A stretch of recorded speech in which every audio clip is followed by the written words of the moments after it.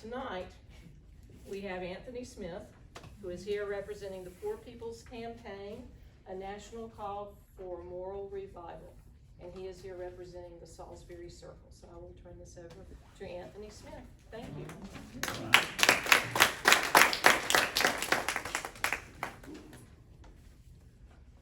Somebody's hurting my brother, and it's gone on for far too long.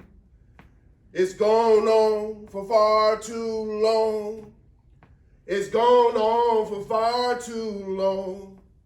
I said somebody's hurting my brother, and it's gone on for far too long.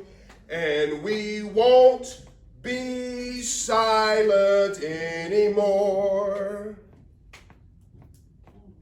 Somebody's poisoning the water, and it's gone on far too long. You can join in. It's gone on far too long. Yes, it's gone on far too long. Somebody's poisoning the water, and it's gone on far too long. And we won't be silent anymore. Somebody's ignoring the poor, and it's gone on far too long. And it's gone on far too long. And it's gone on far too long. Somebody's ignoring the poor, and it's gone on far too long. And we won't be silent anymore. Somebody's stealing our health care, and it's gone on far too long. And it's gone on far too long. And it's gone on far too long. Somebody stole our health care, and it's gone on far too long. And we won't be silent anymore. One of the things we learn about movements is that there's music to it. Why? Because music speaks to the heart.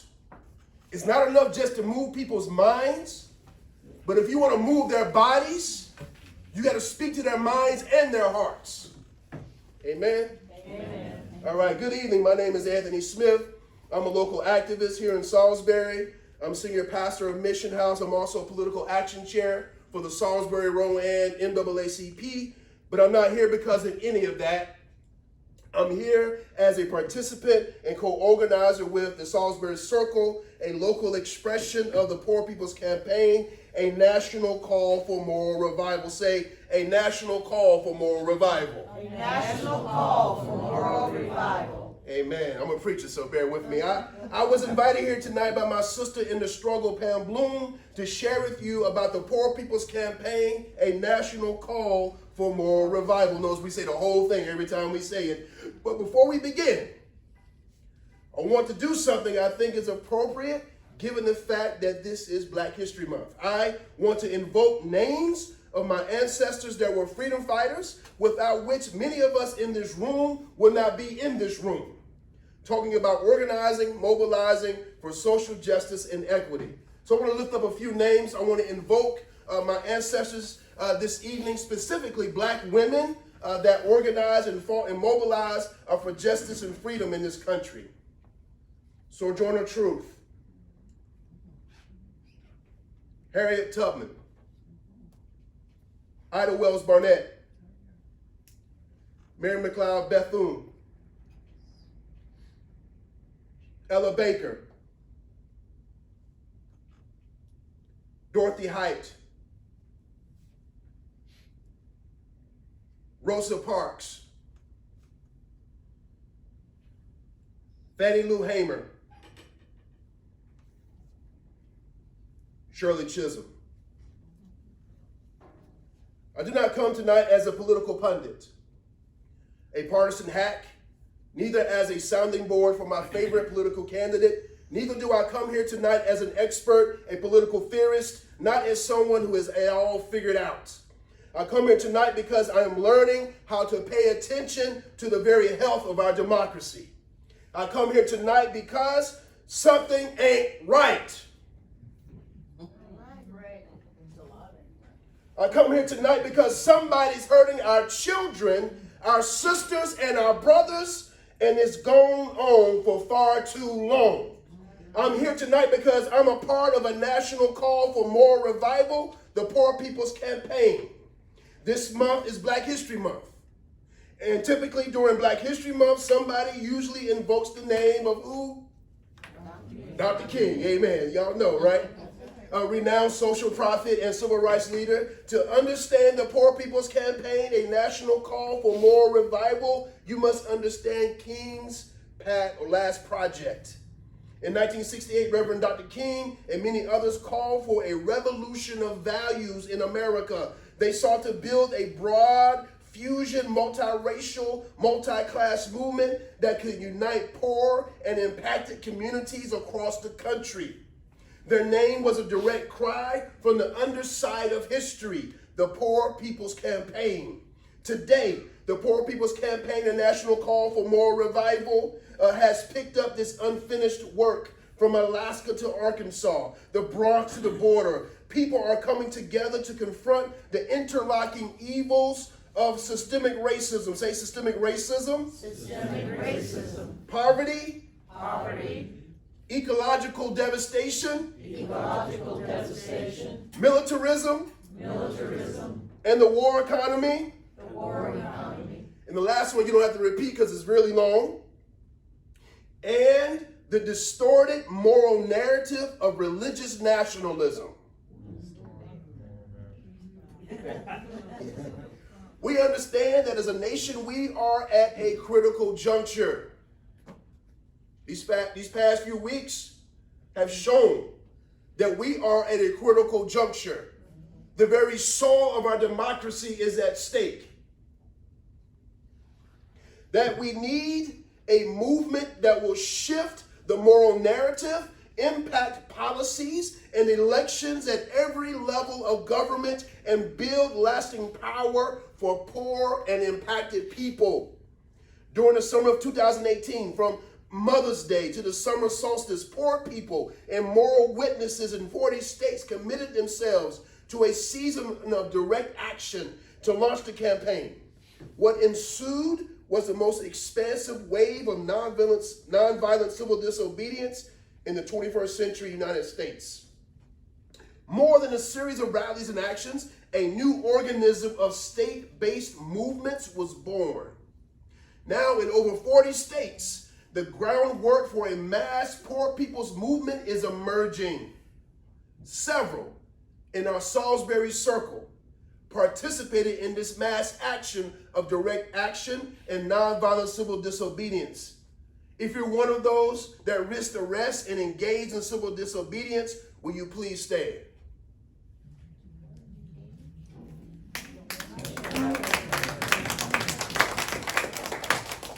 Amen. Me, Mary. Oh, yeah, me too. Yes. Me, Mary, and several others that you may know personally participated in mass civil disobedience. In Raleigh, we stood in a circle of hundreds of our closest friends, stopping traffic and raising the banner of justice and being moral witnesses to this movement and to the need to look out for our poorest brothers and sisters and those most impacted. And so several of us did that. If you're, so you see the movement has already began, brothers and sisters. Your own neighbors are already giving witness to justice for the poor in this community here in Rowan County. In June 2019, we, the movement, convened over 1,000 community leaders in Washington, D.C. for the Poor People's Moral Action Congress, which included the largest presidential candidates forum of the pre-debate season, the release of our Poor People's Moral Budget, and a hearing before the House Budget Committee on the issues facing the 140 million poor. How many people live in this country? 320. 140 million poor and low-income people in this nation. Over the next 9 months, we are embarking on a 25-state We Must Do More. Say, we must do more. We must do more. And what we mean by that, this is a part of our theory of change. And basically, we must mobilize, we must organize, we must register, and we must educate. We must do more, which will lead toward an unprecedented mass poor people's assembly and moral march on Washington on June 20th of this year.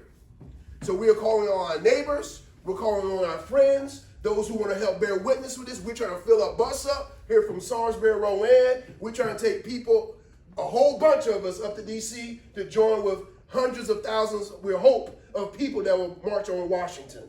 June 20th. June 20th, 2020. And we have some information about that that we'll hand out. If you want to register and get more information to get on the bus, we actually have an online website that you can register. You actually get a seat on the bus to D.C. with us. In the summer of 2020, we will demonstrate the power of poor people to be agents of change in not just one election, but the very heart of this democracy. This movement is beyond election cycles. Because the forces that we're up against now, they've been in operation, they've been moving, they've been organizing for how long? Decades. They don't move by election cycles. Oh, don't get me started. In this time of significant danger and real possibility, a moral fusion movement is necessary to revive and advance our most precious constitutional and moral values. But this can only happen if those who are impacted link up with other moral leaders and people of conscience to break through the silos of our work, and divisions that have been wrought in our communities. In the coming year, our ranks will increase, especially as more and more people, poor people, do not have a living wage, as people continue to struggle, as the social safety nets from the federal level to the state level are being attacked and gutted. We believe our ranks will increase.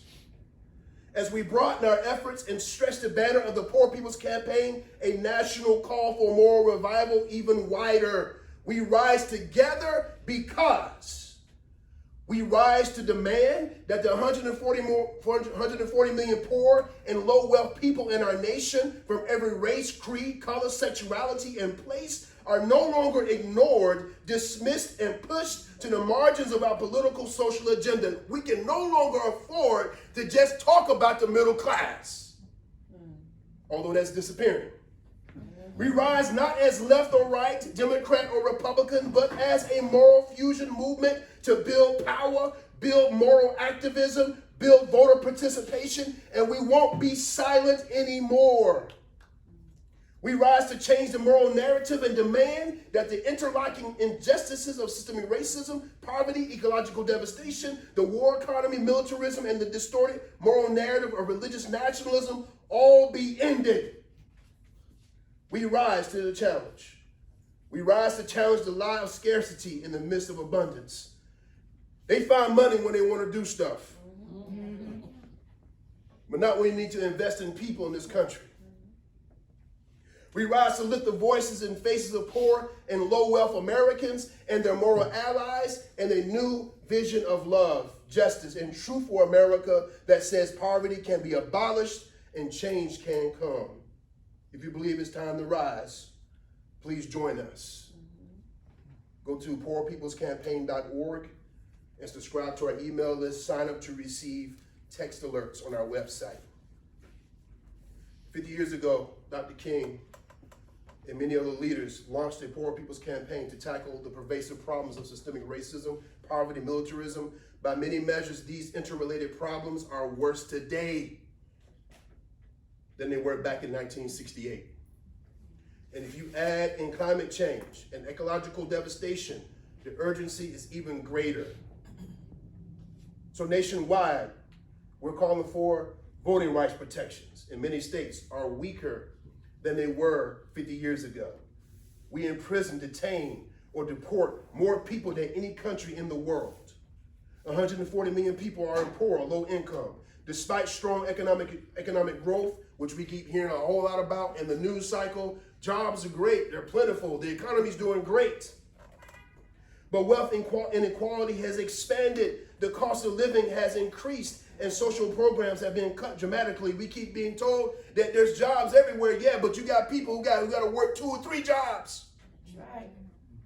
Yeah, there's jobs, but people got to work 50 million of them to survive. Right. 53 cents of every federal discretionary dollar goes to military spending, and only 15 cents is spent on anti-poverty programs. 13.8 million U.S. households cannot afford water, while the poor are bearing the brunt of climate change effects. In North Carolina, somebody's hurting my people, and it's going on for far too long. 48% of people in North Carolina are poor or low income, a total of 4.7 million residents. This includes 56% of children, 49% of women, 2.5 million women, 62% of people of color, 2.3 million, and 39% of white people, 2.4 million. From 1979 to 2012, the income of the top 1% grew by 129.3%, while the income for the bottom 99% increased only by 10.5%. Systemic racism and its relationship to poverty. 3 separate cases are challenging the state's 216 remedial congressional plan due to its partisan and racial gerrymandering, due to felony disenfranchisement. 97,000 people on parole, probation, or post-release cannot vote. Of 35,697 people imprisoned, only 61% are people of color. Black people, black residents are incarcerated at over 4 times the rate of white residents. Look at your Rowan County jail statistics. When you go to Rowan County, it's interesting. I'm not sure they've revamped their website. But when you go to Rowan County's website, one of the things that you'll notice is you only have 2 designations to discover who the population is in the Rowan County jail. It's white or black.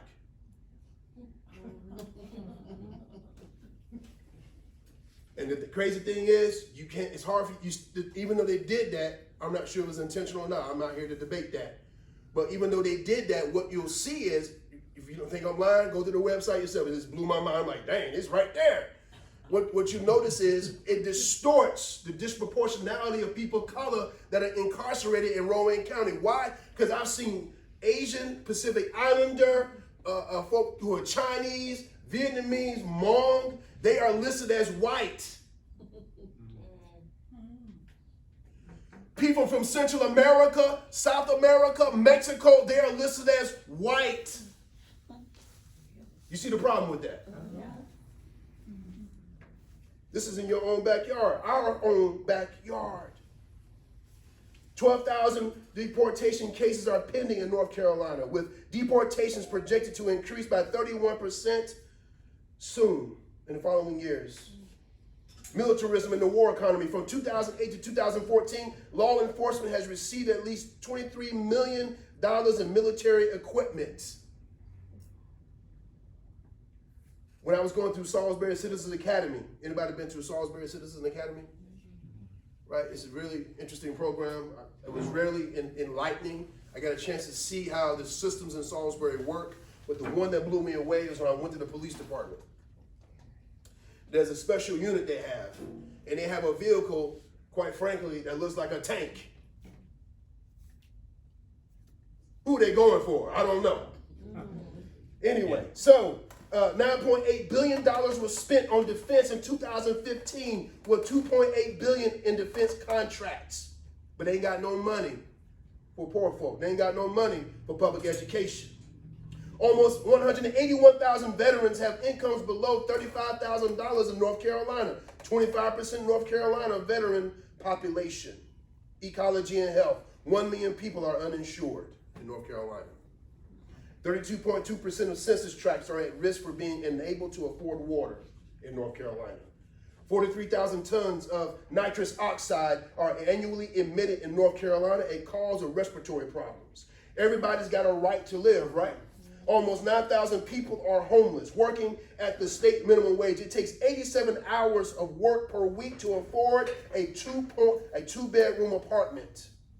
It takes 87 hours per week to afford a two-bedroom apartment. 2 million workers make under $15 an hour, 49.7% of North Carolina's workforce. 1 million people participate in the Supplemental Nutrition Assistance Program, and we all know what's going to happen with that. But here's the thing. Contrary to the common myths, our country, the richest in the world, has abundant resources to protect the environment and ensure dignified lives for all people. The problem is a matter of priorities. As more and more of our wealth flows into the pockets of small but powerful few people. People worried about socialists, people worried about progressive leftists. No, they should be worried about plutocrats. They should be worried about oligarchs. Because that's the problem right now. The problem ain't socialists. The problem ain't leftist progressive folk. The problem is plutocrats and elites who siphon money upwards.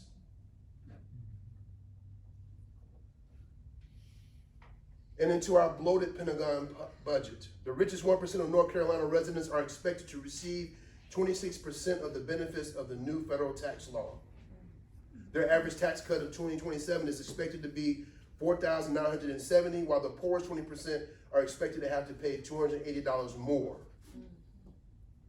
North Carolina's contribution to the country's endless wars in Iraq, Afghanistan, and beyond totals $122 billion since 2001 and could instead have created 97,000 new jobs in clean energy or placed every North Carolina child in Head Start, every early childhood education programs, or covered the cost of Medicaid for 1.6 million adults for the past 17 years. North Carolina has spent at least $1.7 billion in public subsidies for corporations over the past 5 years without doing as much as they could to ensure funds are used to create good green jobs for low-income communities.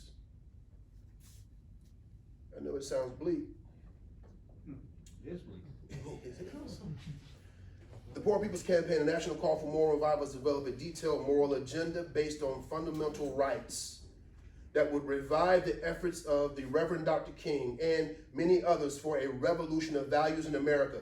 This agenda includes demands on the federal state governments to, 1, ensure the wealthy and corporations pay their fair share of urgent social needs, including decent and affordable housing, quality education and health care, safe and affordable water and job creation, protect voting rights and prohibit racist gerrymandering, hiring, policing, and sentencing policies, and exacerbate inequalities for Black and brown people and poor white people. End military aggression, ban the proliferation of guns, and demilitarize our communities on the border and the interior. Ensure the right to clean water, air, and a healthy environment, and increase public investment in jobs programs, transition to a green economy. People often ask, a friend of mine asked me the other day, he was like, Pastor, are you asking us to march again? Hey, I'm tired of marching and demonstrating. I was like, well, you've never been to a march or a demonstration before. I hear that rhetoric all the time. But here's what you need to know.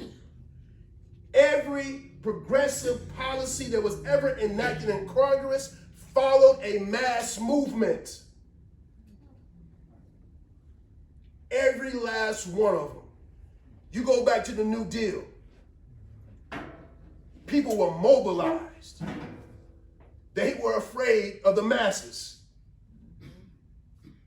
And so this is a part of this movement. This is why it's beyond just election cycles, beyond just who our favorite candidate is. This is literally base building. This is about getting more numbers to have democracy swell so we can show up on the line of the White House, show up on the line of Congress and say, we want something different. We want more for our people, especially our poor and most disenfranchised in our country. Amen. Poor people step back. Amen.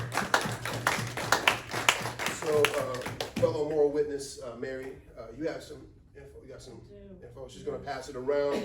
If you want to find a way to get involved with the Poor People's Campaign, we are here for the long haul. Amen. And so for us, the work that we're doing extends beyond the election cycle, although we do recognize that we are probably in the election for our democratic lives. This election, amen? Like never before. We've never seen this level of attacks on democratic institutions before.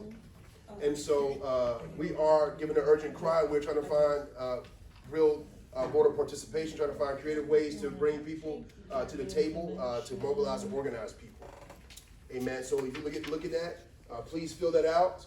If you want to join our roles, be a part of this movement. And the thing is, I always tell people this is a national movement. And so we are simply a local expression to invite people into a national, state level movement. Amen. We do recognize, some of you know me, I do recognize the importance of local organizing, city council, school board, commissioners, at the state level, state senate, right, state house folks. We totally understand the importance of local, but we realize that we need a national push to shift Congress and to shift the White House.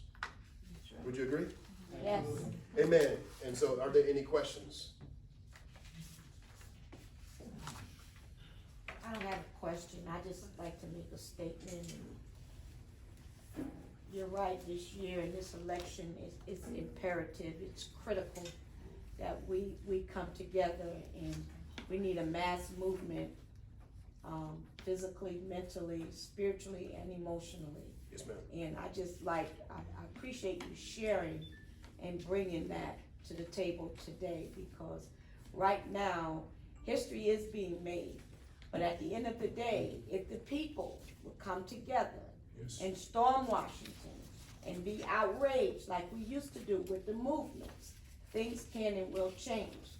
But it has to start locally, and then we move nationally. So I thank you for all your hard work, all your research, and I encourage you to continue on, and I'm praying for you and with you. There's so much going on that I can't pull out one question. Right. Coming here on Thursdays has really enlightened me Right. to get involved on this type of level. I've been in Salisbury. I came here from New Jersey in 2002, and till recently, I didn't even know this building existed. And I am a Democrat and very active. And so I'm grateful to have been here with Nan and the rest of the group here. But there's so much work to get done. Mm-hmm. There's so much work to get done. So again, just thank you. Amen. Thank you, Ms. Rogers. How would the documentary be used that was shown at Mission House? What are the plans for that? Right. For using? So several weeks ago, Mission House had the privilege of hosting Salisbury Circle organized this. It was actually a pre-release, a sneak peek of a mini documentary that captures some of the movement. And so really, what we saw was 45 minutes of an actual hour and a half long actual film. So a much larger film will be released. And so the role of that film is to play the part of the more part, the education part, which is a part of the model of doing popular education, to let people know that there are actually people who are organizing, and not just organizing, but also putting those most impacted. That's the key. That's the unique part of this movement. Putting those who are most impacted, those who are snared by poverty, at the center of the organizing. That's why a lot of times in these events, that's why, today I feel a little uncomfortable because I'm a bit privileged, actually. Amen. And so I'm here to give witness to that.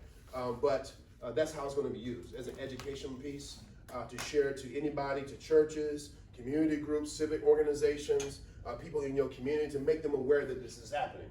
Because one of the things that's going to happen, and we've seen this already. Dr. King said this one time. He said, riots are the language of the unheard.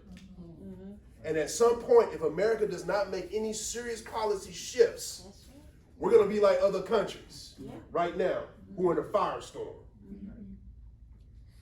And so people need to know there's people who are intentionally organizing, lifting up the poor and impacted, so they can find a way to the movement, so they can be with us and bring energy to the movement at the national level, if that makes any sense. The co-chairs of our movement are the Reverend Dr. William Barber, who many are familiar with, who's led HKOJ Moral Mondays for several years here in North Carolina. He's been catapulted to the national level to really lead this movement, along with his co-chair, Reverend Dr. Liz Theo Harris. a powerful white sister who leads the Cairo Center. Amen. And Dr. Barber leads with his organization, Repairers of the Breach. And so they've been kind of leading this, convening massive coalitions across the country.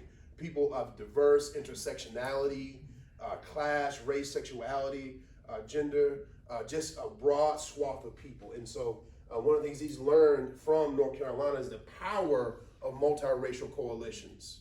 And so for me, that drew my heart because some of us in this room, we've done work together in this community, and we've seen the power of multiracial coalitions even in this community. Amen, on a local level. Oh, and this is not just to you, but to the group.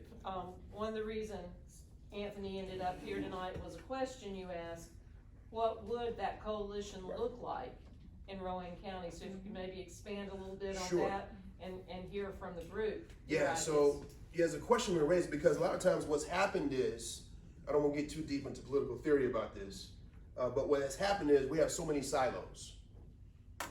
And so what has happened is because of the importance of things like identity politics, which are important, but what has happened is people have become siloed. You got the LGBTQIA over here.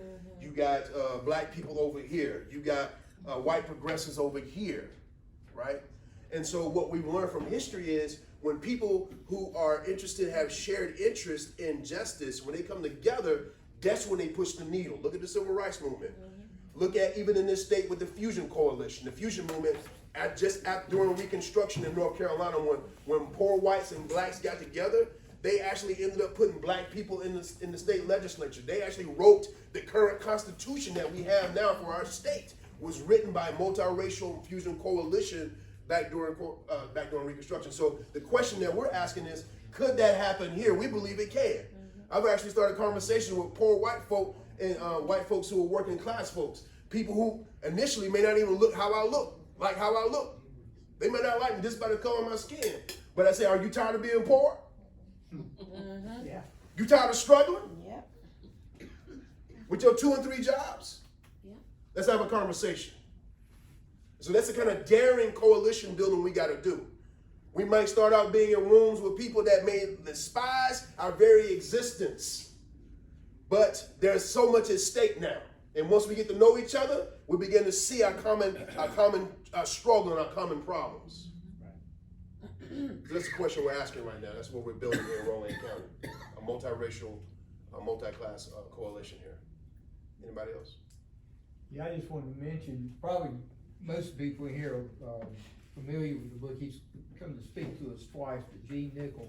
Yes. His book, Faces of Poverty in North Carolina, I can't tell you how powerful that book is. Yes. It just absolutely, I thought I knew a little something about what was going on around me. And I was, enlightened in 1,000 ways. And it's a powerful book, and we used to, it's probably checked out now, but we've had it on the shelf up there. They sell them at South Main Books. I see she's Yes. So it's really something. Yeah, his work has very much informed the North Carolina Poor People's Campaign. Because the thing is, notice I mentioned this in this little talk here, is that there's a national level organizing and there's a state level organizing. And in North Carolina, even a national level, Dr. Nichols he's played a key role in scholarship. So a lot of the statistics I gave you from North Carolina were literally pulled out of Dr. Nichols' work, and many others. So this stuff is rooted in fact. The challenge with the day is that not only do we got to tell people facts, which is important, but as you notice, we increasingly are living in a less and less fact-based world. And so not only do we got to lead with facts, we also got to lead with passion, compassion, love for folks who may be different than us, who don't even like us. But you got to win folks with many different tools.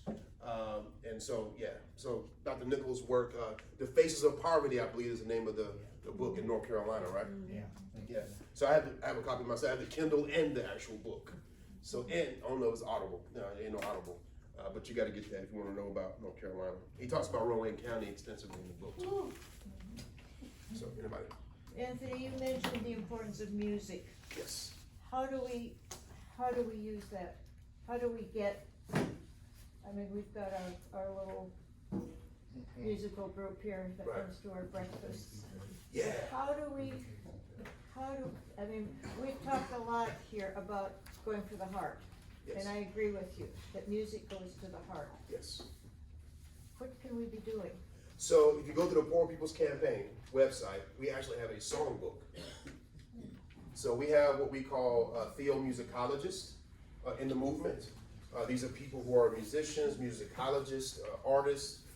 Some of them not only in song, but also in creative expression, through painting, through crafts, through all kind of amazing, through puppetry, like large puppetry. You've probably seen some stuff. If you've seen any Poor People's Campaign march, they'll have these humongous puppets walking the street, like trying to demonstrate, convey a certain truth. But we do have a songbook. I actually sung one of the main songs that you hear a lot in the movement starting out. And so I always tell people, go through our songbook. There's actually an actual video clip and a SoundCloud clip of the actual singing of the song, so you can learn how to sing the song. And so one of the things we've learned is that was one of the most powerful things in the civil rights movement, right? Especially for black folks, right?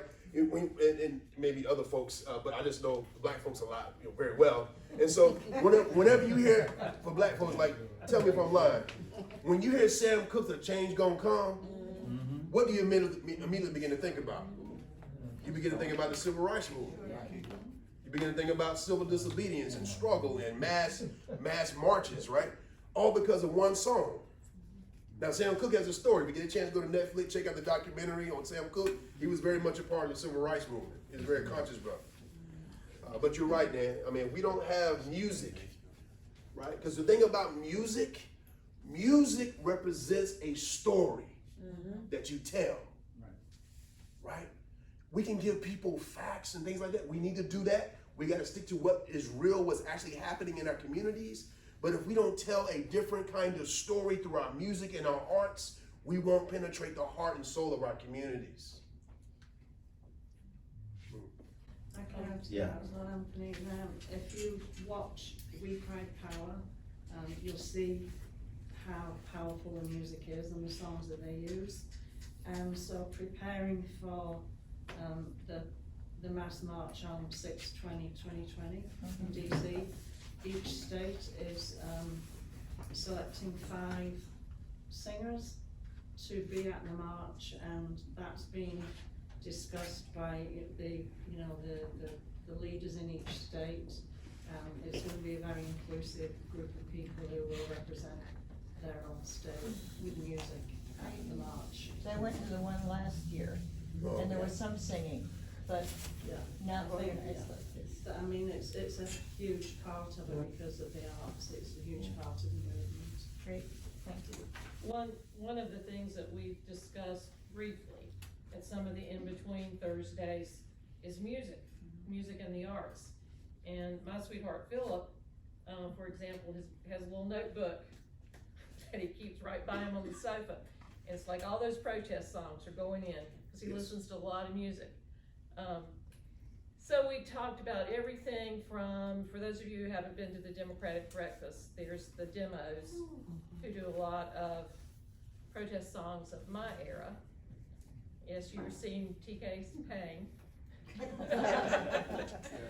But other things we've thought about is everything from really old school of follow the bouncing ball, to sing along with Mitch, to bring a group of people together and somebody have their laser pen and we'll follow that bouncing ball and sing songs together.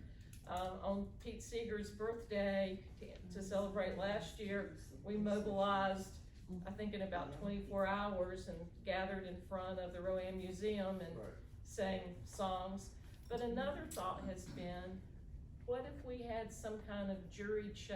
And I come from an art background, but what if to enter it had to be some sort of protest song, but it could go across different genres? Add to that. Yeah, I just want to add something to that. Because one of the people I like to listen to a lot is Woody Guthrie. This Land Is Our Land. But the power of that song is that song captures the anxieties, it captures the anger, and the hope of poor working class people.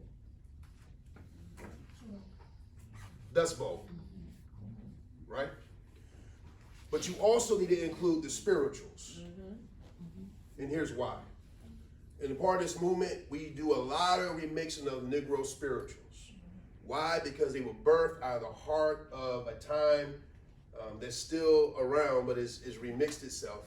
But during the heart of slavery in America, a lot of these spirituals, these songs emerge out of the pain and suffering and hopes and joys and prayers of black folk. And so when you hear these spirituals, they emerge at a very powerful place of spiritual, deep spiritual and redemptive psychological energy. And so that's why it's important to incorporate songs like that. You got to incorporate songs that actually got some pain to it, they got some mileage to it, that actually got people over. You're right. Yep. You got to include that.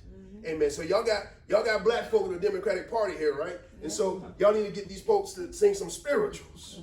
Go down Moses. Amen. Tell old Pharaoh, let my people go.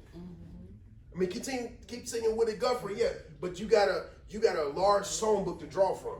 And I would just encourage you to draw from songs that capture the pain and hope and prayers of oppressed, historically marginalized people in our community. Maybe it's time for another flash mob. Yes. Flash mob. Yes, me and Nan, I think we're the only ones in this room, right? I think so, yes. We were part of the Rowan Concerned Citizens, and we had, you know what flash mob is? Yeah. And we had a bunch of us gather at the center of Main Street and have a little dance routine and sang.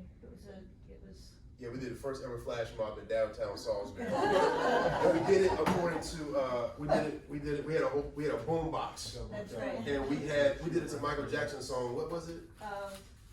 They don't, I was trying to think, something about they don't listen to us or. Yeah. It's one of Michael's protest songs. And so that kind of creativity, that kind of energy, you know. So I would just encourage you to do that. And if you got some young people, that's some hip hop. Amen. There's some neo soul, which I can interject into that imagination, because you want a full-bodied imagination when you begin to talk about movement and being inclusive and diverse. Amen. When I walk in, I should be able to see me. Amen. Anybody else? Typically on Sunday, you got a captive audience. If you go to church or some kind of faith community. Could you imagine on Sunday mornings if we could organize and mobilize everybody in those churches to the poll and literally march to the polls? And aside from that, that's just an additional day or 2 days. Because Saturday voting is important, but also Sunday voting. And one of the demands of the Poor People's Campaign is actually to make voting a national voting day, election day, an actual national holiday, a paid holiday where people can get off like other Western democratic societies do, right? And so, it would just swell the possibility of number of people that would show up to the polls, and so that would be the benefit of having Sunday voting in this community. And that's the reason why they don't want to do it. Yeah. Exactly reason why. Yeah. And here's the thing, like, I don't know if y'all been paying attention, there's this meme that's been kind of circulating in those spaces that are part of that religious narrative or nationalism that we talked about. I've gotten into a few debates with people in that cultural space. And one of the things I find interesting is when they quickly tell me is, well, you know, Pastor, America's not a democracy. Right. America's not a democracy. Yes, and so the narrative is, and they've been very successful in telling it, these are the oppositional forces, energies that are happening in our culture right now.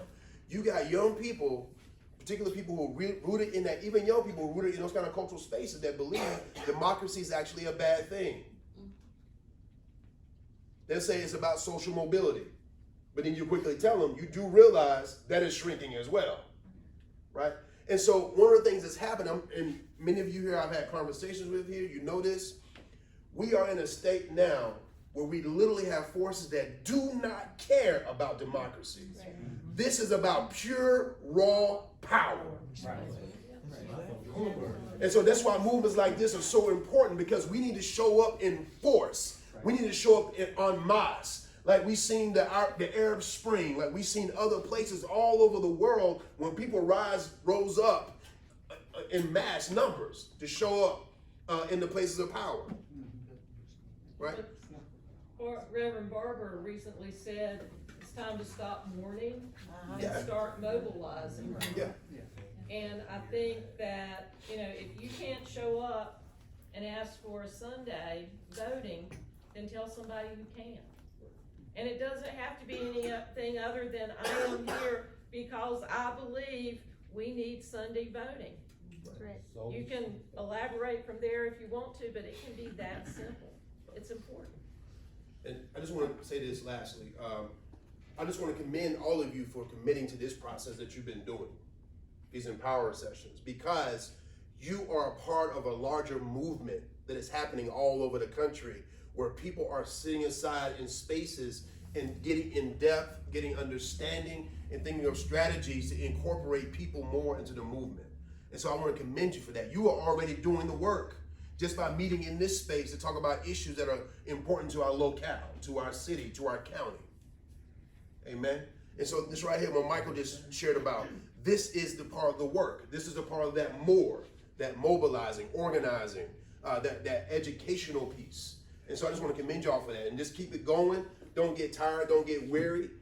Invite people in, even talking to people that you never talked to, right? Talk to them. People that you know that normally don't engage in the process, talk with them, but first listen to them. One of the things we're learning as movement organizers is that when I'm engaging people who normally don't engage in the political process, I give people a statistic.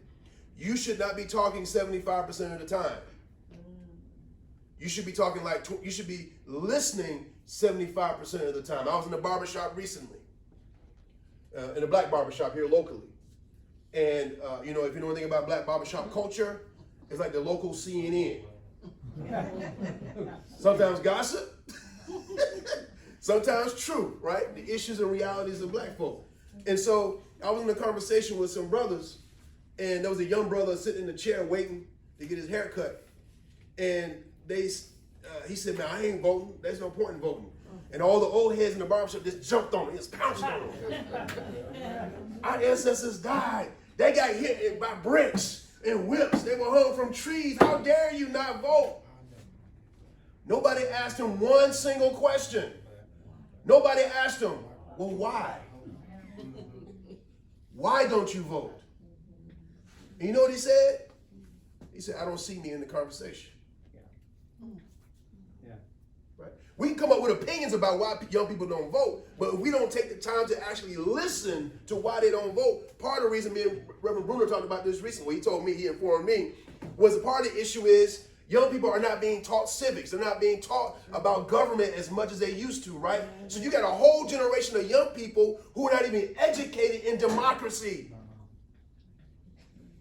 So that's why you got to, everywhere you go, when you're with young people, it's got to become like a mini civics classroom. You got to listen most of the time, though. Don't hit them with bricks, because they just don't know. Right. And so I asked the brother, I said, man, I came in like that. I said, man, what your family struggling right now? He said, man, my mom worried about these food stamps being cut. Okay. Let's talk about that. Do you know why? Because you don't vote. I didn't say that to him. I said, here's the thing. It's bad, man. It's going to get worse for poor people, especially poor people of color. I said, here's what I need you to do. You can make a difference. You and your friends, y'all can make a difference. I said, here's what we're doing. Come hang out with me. Or this is what's going on. This is how you can make a difference. You can actually change that. He's like, really? You never heard nobody say that to him, right? So the thing is not to cut and attack young people, but to listen to them and to flip it and to invite them to be a part of the solution. And even in that first conversation, they're like, I don't know. You still got to keep at it. Amen? So that's just a snippet of the ways in which we got to reach young people in this community. And so they need to see how these policies, the elections, voting, impact them on a very everyday level. You got to know how to connect that to their everyday level, which means you got to know what their everyday is. Means you got to know poor people. You got to know actually living poor young people.